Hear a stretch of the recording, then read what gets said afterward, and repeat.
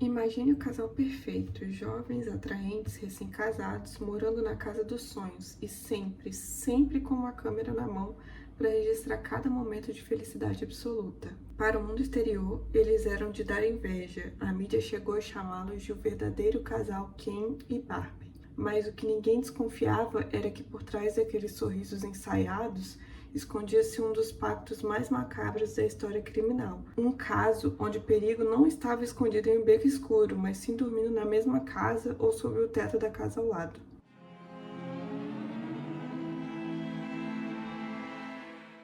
Oi pessoal, eu sou a Brenda, esse é o canal Retrato Falado, sejam muito bem-vindos. E se você ainda não é inscrito, por favor, se inscreve no canal, deixa seu like e um comentário aqui no vídeo falando o que você achou do caso, o que você achou da minha narrativa. Enfim, deixa um comentário aqui que me ajuda muito na divulgação do canal, ainda mais esse canal que tá engatinhando. E é isso, vamos respirar, tomar uma água, que essa história é pesada. Pra gente entender a gravidade dessa história, a gente precisa voltar um pouco no final dos anos 80. Entre maio de 1987 e maio de 1990, a cidade de Scarborough, no Canadá, viveu um verdadeiro pânico. Tinha uma agressão séria solta. Ele invadia casas mascarado e cometia crimes de extrema violência e violação contra dezenas de mulheres. E a polícia estava totalmente no escuro. E aí, enquanto essa cidade estava em pânico, Paul Bernardo, um contador super charmoso, iniciava um relacionamento com Carla Homolka, uma jovem assistente de veterinária. Para todo mundo que conhecia o casal, eles pareciam ter saído de um comercial de margarina, assim, da TV. E aí a primeira vítima do casal foi a irmã de Carla, Tammy, que nas vésperas de Natal dos anos 1990 faleceu de forma súbita. Pelo menos essa foi a história que Paul e Carla contaram aos paramédicos e à polícia no período, né? Eles falaram que ela havia ingerido bebida alcoólica escondida, e aí enquanto ela dormia, ela passou mal e engasgou, e aí isso veio trazer ela a óbito. O Paul e a Carla, então, junto da família, sofreram um luto. Quando a polícia teve acesso às fitas que o Paul e a Carla gravavam, que eles sempre gravaram muitas coisas da vida deles, foi que eles descobriram o que realmente aconteceu. A Carla misturou sedativos na bebida da irmã e ofereceu a irmã como um presente ao namorado. Então, uma jovem de 15 anos estava inconsciente e vulnerável e foi submetida a vários abusos por Paul enquanto Carla filmava. E aí a Tammy infelizmente não resistiu e acabou sendo asfixiada. E aí no dia 15 de junho de 1991, os dois fazem a sua primeira vítima fora do círculo familiar, né? Leslie Mahaffey era uma adolescente de 14 anos e ela era considerada rebelde. Então, no dia 15 de junho, a mãe dela acaba deixando ela trancada para fora de casa após o toque de recolher. A mãe dela, já irritada, né, com várias desobediências da filha, ela acaba punindo a filha dessa forma, acreditando que no dia seguinte ela estaria lá novamente. Quando a filha não aparece, ela acredita que ela havia fugido de casa, simplesmente. Então, a polícia demora a considerar a Leslie como uma pessoa desaparecida. Então, é nesse período que o Paul e a Carla, quando ela tá ali trancada para fora de casa, eles encontram ela, sequestram e levam para casa deles. E aí ela fica ali no porão da casa e vive dias de puro terror, onde ela foi mantida em cárcere e foi subjugada. E nesse período todo, os abusos foram filmados. O fim de Leslie foi trágico e ocorreu porque eles queriam se livrar das provas. E o fato mais chocante é que no dia 29 de junho de 1991, então 14 dias após o sequestro da Leslie, Paul e Carla se casam numa cerimônia muito luxuosa. No documentário que eu assisti até falam que foi um casamento digno de família real. E aqui, assim, como tudo na vida deles, tudo foi gravado, o casamento e a violência que eles fizeram, enfim. E principalmente o casamento, você vê que foi uma coisa muito luxuosa, parecia cinema, assim. E aí, enquanto o casal celebrava o casamento, as autoridades descobriram que eles descartaram no Lago Gibson. Os restos da Leslie finalmente foram encontrados no dia 29 de junho. E aí, para fazer esse descarte, o casal ocultou ela de forma calculada e cruel.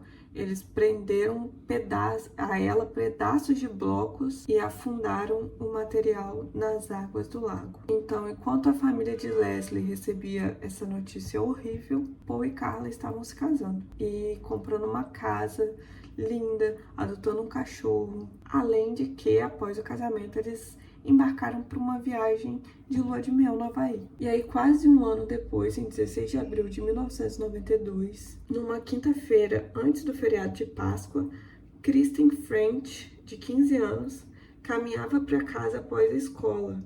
Paul e Carla a abordaram ali, fingindo que eles queriam informação de um mapa. E, obviamente, como Carla estava junto, que era uma mulher que parecia ser inocente, a menina foi ajudar. E foi aí que o casal obrigou Kristen a entrar dentro do carro. E aí aconteceu as mesmas coisas com Kristen, que já tinha acontecido com Leslie, também tudo filmado e registrado.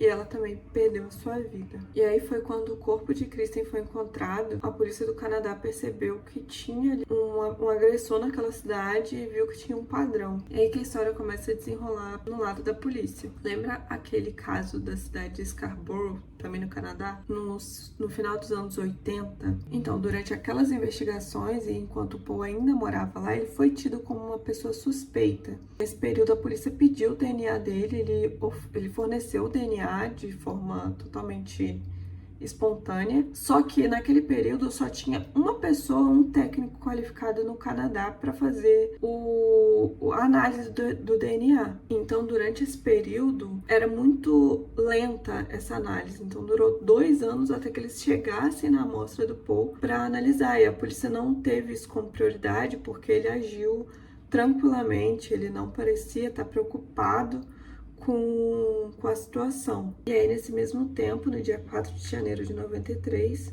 Carla aparece no hospital cheia de hematomas e denuncia Paul por violência doméstica.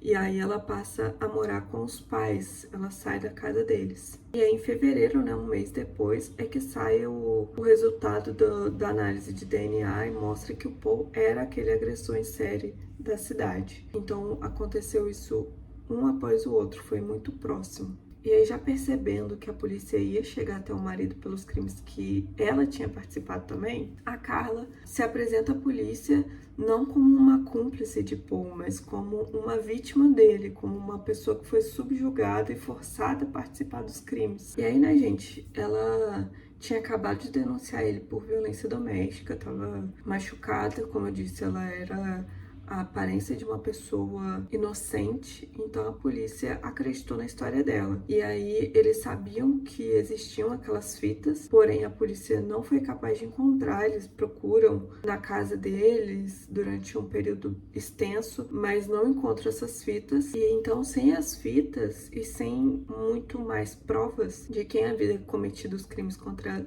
Leslie e Kristen, a polícia e a promotoria decidem que o depoimento da Carla é extremamente importante. Então, eles fecham um acordo com ela, que mais tarde ficou conhecido como o Acordo com o Diabo. E aqui nessa altura do campeonato, eu não preciso nem explicar para vocês por que foi conhecido como Acordo com o Diabo. Eu deixei bem claro quem era a Carla desde o início, então não tem essa dúvida. No documentário que eu assisti, que é da HBO, eles mostram ali eles vão contando a história sem mostrar a participação dela e você só descobre lá no final que ela teve, de fato, participação. Só que assim, eu fiquei tão chocada, tão impactada com a história toda que eu acho que eu não conseguiria nem contar de outra forma, além de falar direto que ela participou de tudo isso. Até porque quando o Paul cometia esses crimes sozinhos, ele nunca fez uma vítima fatal.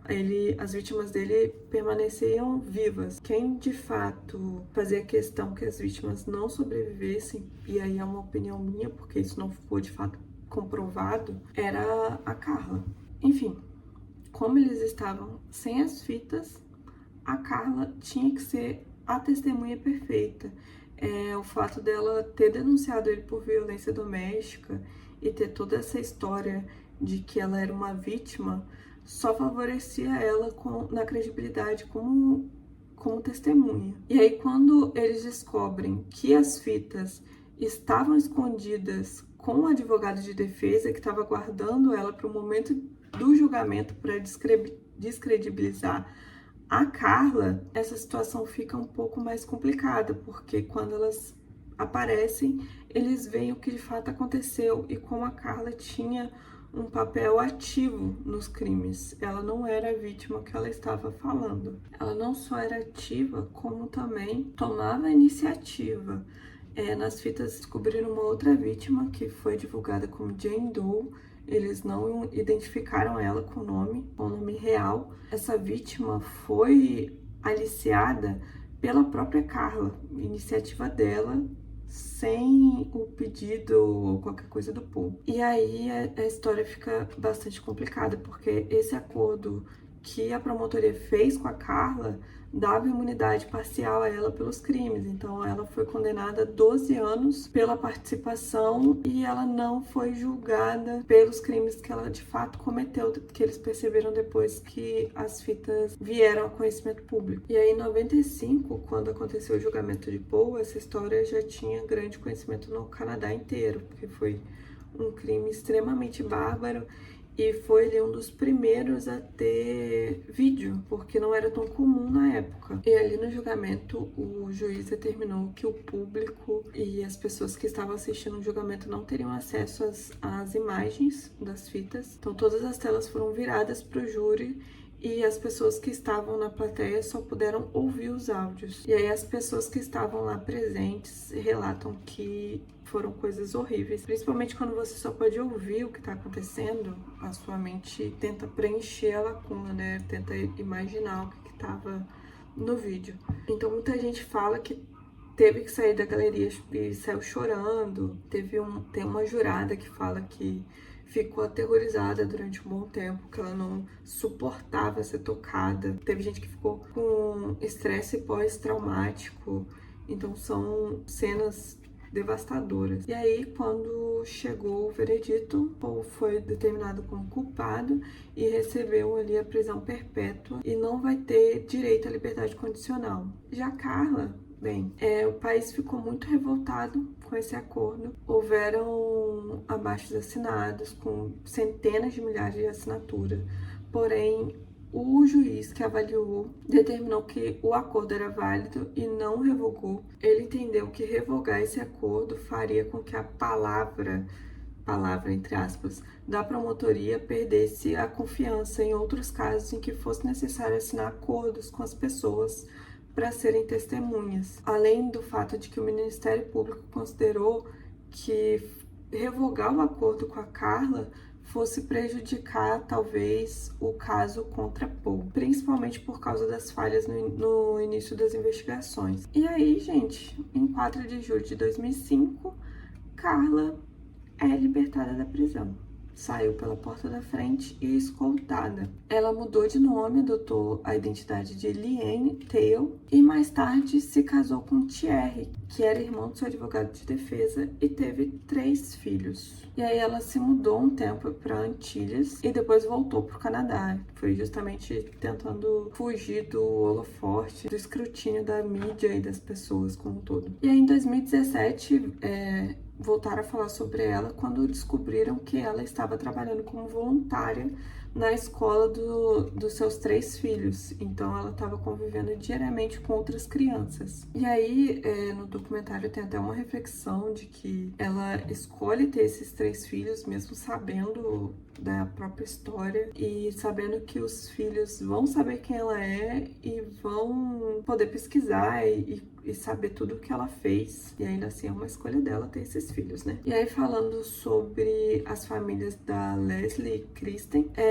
e também, né, acredito que da Jane Doe e a Tammy, né? Porque ela também foi uma vítima e também tinha gravações, mas principalmente a família da Leslie e da Kristen, eles travaram uma extensa batalha judicial, e aí em 2001 eles conseguiram a decisão de que as fitas fossem destruídas e não pudessem mais ser utilizadas, não pudessem mais ser vistas. Quem quiser ver mais detalhes sobre esse caso, eu fiz esse vídeo com base no documentário da HBO chamado Ken e Barbie, o casal assassino. Eu vou deixar o nome certinho aqui na descrição do vídeo. E esse caso é uma grande reflexão pra gente, né, sobre a nossa tendência a atribuir inocência às pessoas que são atraentes, carismáticas, que performam uma vida perfeita ou socialmente aceita. A gente geralmente procura perigo, procura crimes e criminosos em pessoas que fogem do padrão que nós estamos acostumados. E nem sempre isso é a realidade, né? Existem muitos predadores que